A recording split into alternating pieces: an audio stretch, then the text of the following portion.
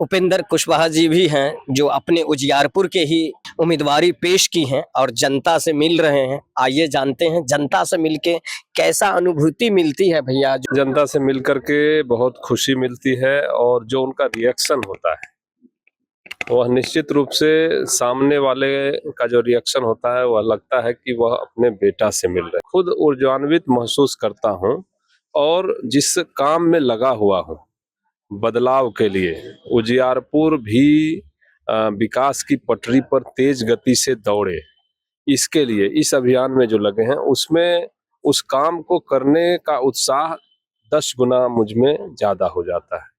तो निश्चित रूप से लोगों के साथ मिलकर के अच्छा अनुभव कर रहे हैं। आप भैया अपना उजियारपुर में कुशवाहा और यादव का मतलब बोलबाला है। ये लोग अगर दोनों चाहले तो उन्हीं का सरकार बन जाती। लेकिन पिछले सत्र में आपने देखा विधानसभा में जिस तरह से कोई तो है जो साजिश रच रहा है अपना कुशवाहा और यादव समाज को लड़ाने के लिए, मतलब समझ में नहीं आ रहा है जो इस तरह की भाषा का मान मर्यादा का इस्तेमाल होता है। क्या कहना चाहेंगे, क्योंकि विधानसभा लोकतंत्र का मंदिर है हमारा। देखिए, बिहार में जातिवाद के नाम पर बहुत सारे राजनीतिक दल अपनी अपनी रोटियां सेका करते हैं। भाई नरेंद्र मोदी जी के नेतृत्व में अब जात पात से ऊपर उठ करके सब लोग मोदी जी और नीतीश जी को मदद कर रहे हैं। नीतीश जी की बात करेंगे तो नीतीश जी की, और जाति पाति की बात करेंगे तो नीतीश जी के जाति की संख्या पूरे बिहार में कितनी है, लेकिन आज 20 वर्षों से जनता उनको आशीर्वाद दे रही है विकास के नाम।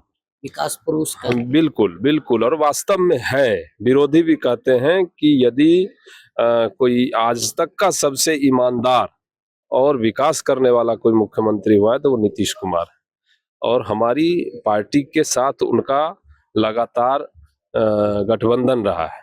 तो हम लोगों के नेतृत्व में साथ लेकर के और नीतीश जी के नेतृत्व में बिहार का विकास हुआ है। जाति पाति ठीक है, बहुत सारे नेता जो इससे पहले यहाँ सरकार में थे उन्होंने जाति को इतना दलदल में इस बिहार को धंसाया, जाति के दलदल में, कि लोग आज उसकी चर्चा भी करने से नहीं बाज आ रहे। ये कारण वही है, 90 के दशक के बाद जो सरकार आई वह जातिवाद इतना यहाँ पर उग्र हुआ पूरे बिहार में और इतना समाज को बांटने का काम किए राजद के लोगों ने कि वो अभी भी, जैसे यहाँ उजियारपुर में अभी राजद के विधायक, तो आज वो भी देखे होंगे कल परसों एक प्रेस कॉन्फ्रेंस के, उसमें भी जात की बात कर रहे हैं।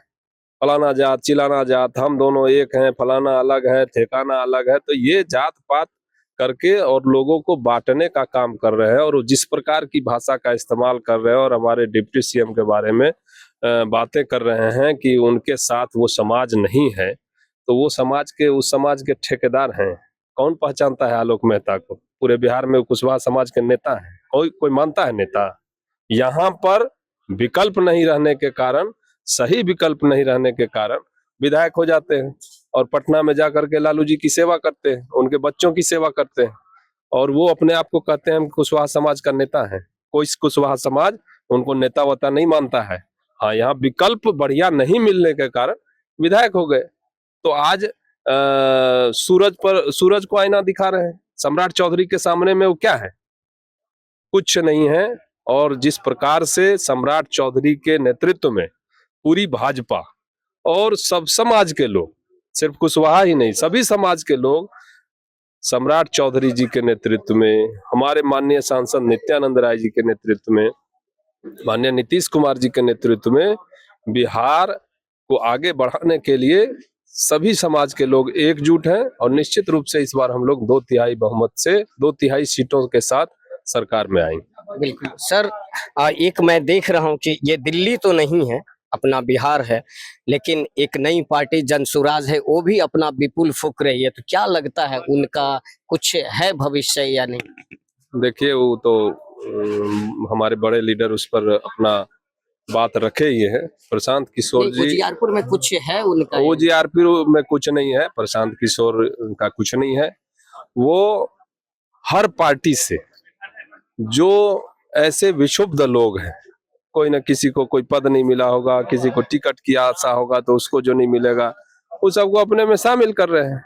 और उस घर से उस घर से उस घर से ला करके, और ज्यादातर लोगों को आप देखिएगा कि पैसे वाले को खोजते हैं वो, क्योंकि उनका एकमात्र काम है पैसा कमाना, लक्ष्य है। राजनीति को भी वो धंधा बनाने का काम कर रहे हैं, तो उसका कोई असर उजियारपुर में नहीं दिखेगा। यहाँ सिर्फ और सिर्फ मोदी जी और नीतीश जी का पूरा हवा है। कहीं से कोई दिक्कत नहीं है।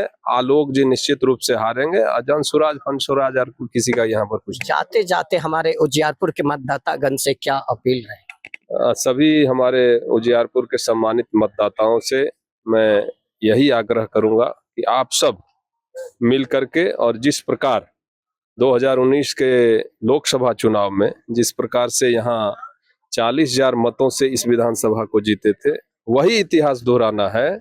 और 2025 के विधानसभा चुनाव में इस विधानसभा सीट को राजद से 40-50 हजार वोटों से जीतना है। यही आप सबसे इसके लिए आशीर्वाद मांगता हूं, आपका सहयोग चाहता हूं, यही आग्रह